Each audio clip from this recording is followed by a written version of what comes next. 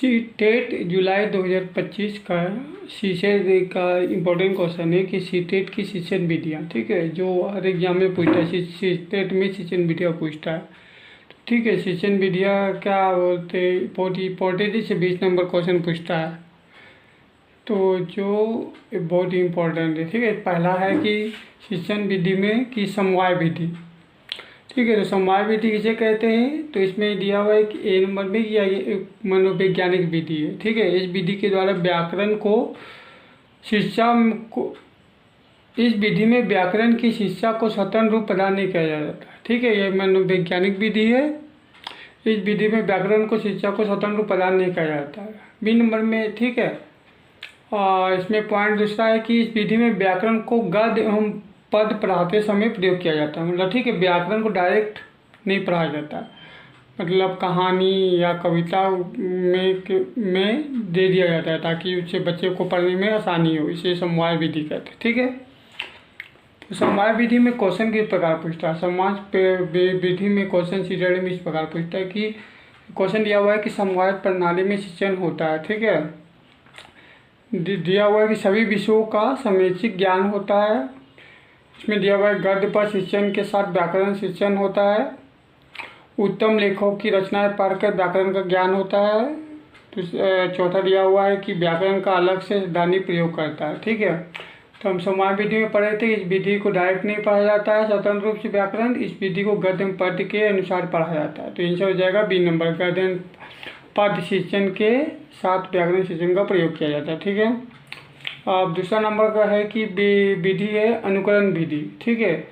तो अनुकरण विधि को सिमुलेटेशन मेथड भी कहते हैं, ठीक है। तो अनुकरण का अर्थ होता है कि देख कर सीखना, ठीक है, मतलब दूसरा कोई जो देख कर रहा है उसको देख कर सीखना, उसी को अनुकरण कहते हैं, ठीक है।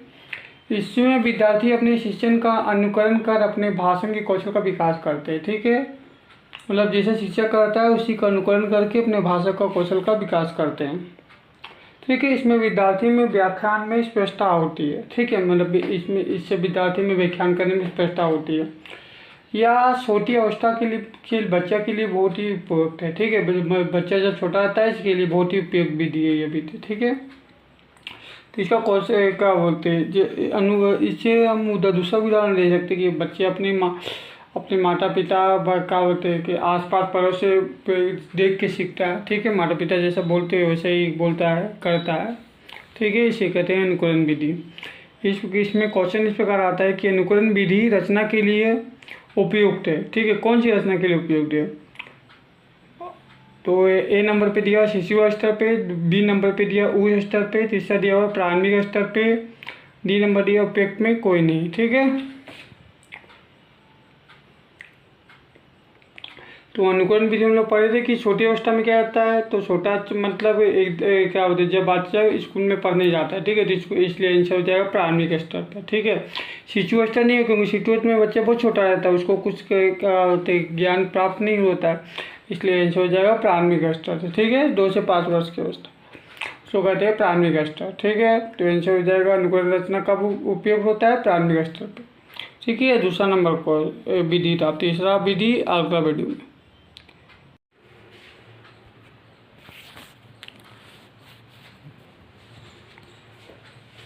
आप देख रहे हैं नीरज टेक्नोलॉजी चैनल, ठीक है। अब आज हम सीख रहे हैं सीटेट की शिक्षण विधियाँ, ठीक है। तो पहला दूसरा विधि हम सीख चुके थे, अब तीसरा विधि है प्रदर्शन विधि, इसको कहते हैं डिस्प्ले मेथड।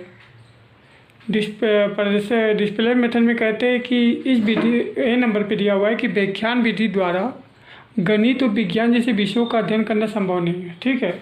मतलब शिक्षक जो बोलता है उसके द्वारा गणित और विज्ञान जैसे विषयों का अध्ययन करना संभव नहीं है, तो इसलिए प्रदर्शन विधि विषयों के लिए उपयुक्त होता है, ठीक है, मतलब प्रदर्शन दिखा के इस विषयों का उपयोग होता है, ठीक है। बी नंबर में दिया हुआ है इस शिक्षण विधि से ज्ञान मूर्त से अमूर्त रूप में दिया जाता है, ठीक है। इस शिक्षण विधि से ज्ञान मूर्त से अमूर्त रूप में दिया जाता है। तीसरा नंबर पर दिया हुआ है कि इस विधि द्वारा शिक्षक दिखाकर, चार्ट बनाकर, मानचित्र बनाकर प्रदर्शन विधि का प्रयोग होता है, ठीक है। मतलब ये आदमी बोल के नहीं करता है, इसी आदमी को पर्दे दिखा के करता है, ऐसे चार्ट बनाकर, मानचित्र बनाकर और प्रदर्शन विधि का प्रयोग करता है, ठीक है। ये तीसरा नंबर है, ठीक है। चौथा नंबर है प्रोजेक्ट विधि, ठीक है। तो प्रोजेक्ट मेथड को क्या होता है, इसको कहते हैं प्रोजेक्ट मेथड, ठीक है। इसमें ए नंबर में दिया हुआ है इस विधि के जन्मदाता डीबी है, ठीक है, तथा इसके जनक किलपैट्रिक है, ठीक है। इसके जन्मदाता डीबी है, जॉन डीबी, ठीक है, डीबी है, तथा इसके जनक को किलपैट्रिक कहा जाता है। बी नंबर में दिया हुआ इस विधि के अनुसार विद्यार्थी अपनी समस्या का स्वाभाविक रूप से खोजने की कोशिश करता है, ठीक है। इस विधि के द्वारा विद्यार्थी अपनी समस्या का स्वयं खोज करता है, टीचर इसमें सहायता नहीं करता है, उसको गलत करता है, फिर सीखता है, फिर से खोज करता है, ठीक है। या जो विधि है ये बाल केंद्रित शिक्षा पे है, ठीक है। मतलब इसे बाल केंद्रित शिक्षा पे मतलब ये विद्यार्थी पे प्रयोग किया जाता है, ठीक है। इसे प्रोजेक्ट विधि कहते हैं, ठीक है। खामियां क्या है इस विधि की? इस विधि के समय अधिक लगता है क्योंकि बार बार इसमें गलती बच्चा करता है, ठीक है। तो इसमें फ़ायदा भी है तो घाटा भी तो लगेगा ही, इसलिए खामियां इस विधि की क्या है कि समय अधिक लगता है, जैसे बार बार बच्चा गलती करता है, ठीक है। ये प्रोजेक्ट विधि हो गया। अब ये पाँचवा नंबर अगला वीडियो में।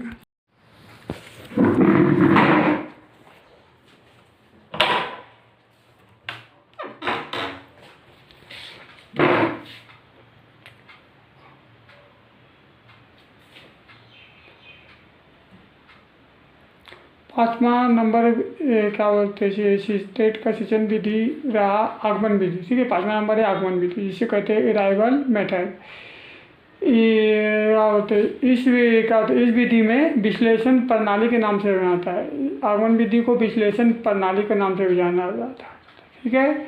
इस विधि से उदाहरण के पश्चात नियम बनाए जाते हैं, ठीक है। इसे वैज्ञानिक विधि भी कहते हैं, ठीक है। आगमन विधि को क्या कहते हैं? वैज्ञानिक विधि भी कहते हैं, इंपॉर्टेंट क्वेश्चन है, ठीक है। फिर नीचे दिया हुआ है आगमन विधि की या शिक्षण विधि विशिष्ट से समान की ओर जाता है, ठीक है। या पहले विशिष्ट की ओर जाता है, उसके बाद समान की ओर जाता है। स्थूल से सूक्ष्म की ओर जाता है, ठीक है। मूर्त से अमूर्त की ओर जाता है, ज्ञात से अज्ञात की ओर जाता है, सरल से कठिन की ओर जाता है, ठीक है। आगमन विधि यह विधि बाल केंद्रित होती है, ठीक है। मतलब किसी का चीज़ का विद्यार्थी पे केंद्रित होती है विधि, ठीक है। तो आगमन इसका क्वेश्चन में देख सकते हैं हम लोग, इसका क्वेश्चन दिया हुआ है आगमन विधि की विशेषता नहीं है, ठीक है। तो पहले दिया हुआ है मनोवैज्ञानिक विधि है, इसमें 7 अधिक सक्रिय रहते हैं, उदाहरण की सहायता से नियम बताए जाते हैं, यह विधि समान से विशिष्ट की ओर जाती है, ठीक है। तो मनोवैज्ञानिक विधि यह सही है, या 7 इसमें 7 अधिक सक्रिय रहती है, ये भी सही है। उदाहरण की सहायता से नियम बनाए जाते हैं, ये भी सही है। यह विधि समान से विशिष्ट की ओर नहीं जाती है, या विशिष्ट से समान की ओर जाती है, आंसर गलत है, ठीक है।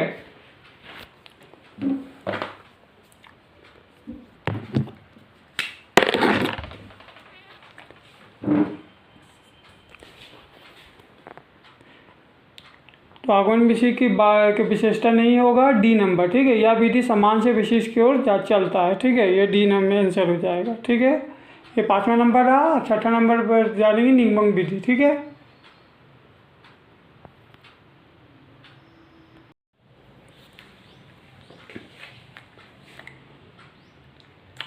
6ठा नंबर है निगमन विधि, जिसे डिटेक्टिव मेथड भी कहते हैं। इस विधि को सूत्र प्रणाली संरक्षण प्रणाली के नाम से जाना जाता है, ठीक है। यह विधि सातों का अध्ययन है। ए नंबर में दिया प्रमाण से प्रत्यक्ष की ओर जाता है, फिर प्रमाण मिलेगा उसके बाद प्रत्यक्ष हो जाता है। बी नंबर में दिया सूक्ष्म से स्थूल की ओर जाता है। सी नंबर पे दिया समान से विशिष्ट की ओर जाता है, ठीक है। डी नंबर में दिया अज्ञात से ज्ञात की ओर जाता है। ई नंबर से दिया हुआ है नियम से उदाहरण की ओर जाता है। मतलब यह निगमन विधि आगमन विधि का अपोजिट है, ठीक है। ये आगमन विधि था वो क्या होते हैं बाल केंद्रित पे आधारित है, या विधि निगमन विधि या भी शिक्षक केंद्रित आधारित होता है। यह रटने पे ज़्यादा जोर देता है, ठीक है। इसका क्वेश्चन दे सकते हैं, निम्नलिखित में कौन सा निगमन विधि है, ठीक है। पहला दिया हुआ संज्ञा की परिभाषा की व्याख्या, जो है संज्ञा के उदाहरण देना और संज्ञा को दोहराना, ठीक है। ए नंबर पे। बी नंबर पे दिया समय पर संज्ञा की परिभाषा में उदाहरण देना, ठीक है। सी नंबर पे दिया संज्ञा से संबंधित विभिन्न चीज़ें दिखाना और छात्रों की संज्ञा की परिभाषा तैयार करने को कहना। डी नंबर पे दिया संज्ञा को उदाहरण देना और ज्ञान की संज्ञा की परिभाषा और फिर से संज्ञा के उदाहरण देना, ठीक है। तो निगमन विधि क्या बोलता है कि क्या बोलते हैं, प्रमाण से प्रत्यक्ष किए हो, ठीक है। तो व्याख्या विधि या व्याख्या के पे आधारित होता है, रटने का मतलब लेंस हो जाएगा ए नंबर संज्ञा की परिभाषा की व्याख्या, संख्या के उदाहरण देना और संज्ञा को दोहराना, ठीक है। निगमन विधि का आंसर हो जाएगा ए नंबर, ठीक है। छठा नंबर ये क्वेश्चन खत्म हो गया। अब सातवां नंबर क्वेश्चन,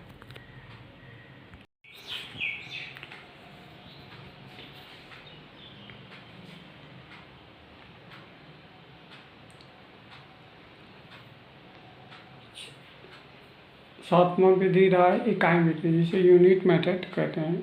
इकाई विधि का जन्म गेस्टर की धारणा के आधार पर हुआ, जिसका गेस्टर का अर्थ होता है समग्र या संपूर्ण, ठीक है।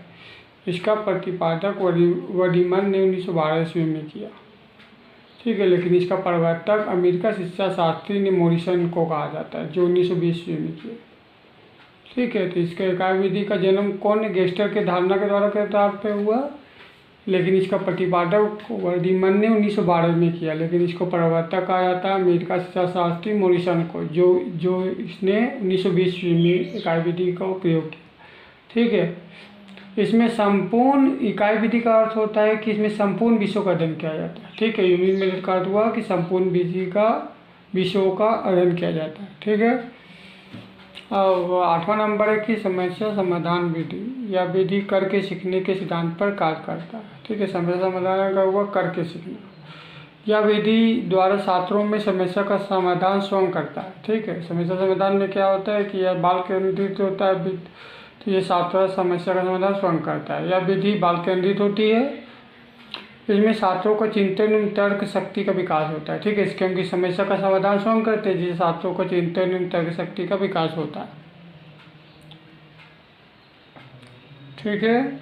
नौवां नंबर है व्याकरण विधि, जिसे ग्रामर मेथड भी कहते हैं, ठीक है।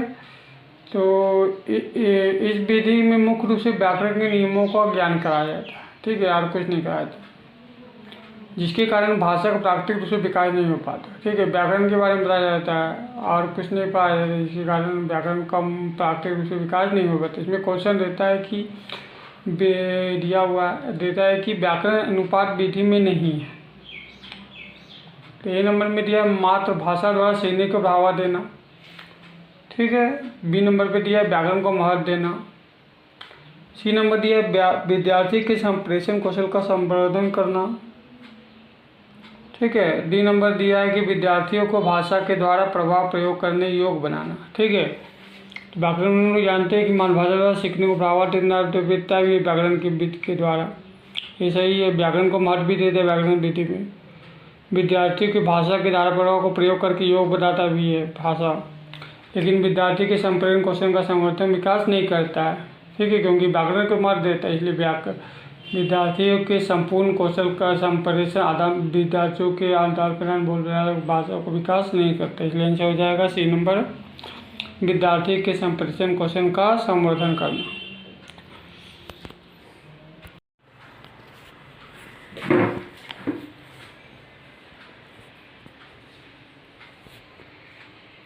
सीटेट की शिक्षण विधि की 10वां नंबर विधि मोरिया मांटेसे विधि, ठीक है। मारिया मांटेसे विधि है, ये 10वां नंबर है, ठीक है। इसमें ये नंबर दिया हुआ मारिया मांटेसे विधि थी, इटली की एक चिकित्सक थी, ठीक है। इटली की एक चिकित्सक तथा शिक्षा छात्री थी, जिसके नाम से शिक्षा को मांटेसे प्रसिद्धि प्रचलित हुआ, ठीक है। मारिया मांटेसे इटली की एक चिकित्सक थी, जिसके कारण मांटेसे पद्धति विधि प्रयोग किया गया, ठीक है। यह विधि आज भी कई विद्यालयों में प्रचलित किया जाता है, ठीक है। यह विधि में 2 से 5 या 2 से 6 वर्ष के बच्चों के हेतु प्रयोग किया जाता है, ठीक है। यह विधि खेल खेल में बच्चों को सिखाया जाता है, शिक्षा प्रदान किया जाता है, ठीक है। मांटेसे विधि क्या है कि यह खेल खेल में बच्चों को सिखाया जाता है। इस विधि में बच्चे 2 से 5 वर्ष या 2 से 6 वर्ष के बच्चों को प्रयोग किया जाता है। अब इससे क्वेश्चन देता है कि मांटेसे विधि से कि मांटेसे नाम किससे संबंधित है, ठीक है। ए नंबर में दिया पूर्व विद्यालय शिक्षा से, बी नंबर पे दिया विशेष शिक्षा से, सी नंबर पे दिया माध्यमिक शिक्षा से, डी नंबर दिया हुआ प्राथमिक शिक्षा से। तो हम पढ़े थे कि अभी कि मारिया मांटेसे विधि या विधि 2 से 5 या 2 से 6 वर्ष के बच्चों के लिए लिया जाता है। तो जो बच्चा वो छोटा रहता है, ठीक है। तो इसका आंसर हो जाएगा पूर्व विद्यालय शिक्षा से, ए नंबर पे, ठीक है। 10वां का ए नंबर ये रहा, पूर्व विद्यालय शिक्षा, ए नंबर, ठीक है। सीसेट की 10 विधि खत्म हो गई। ये जो परीक्षा बहुत ही महत्वपूर्ण है। Thank you for watching.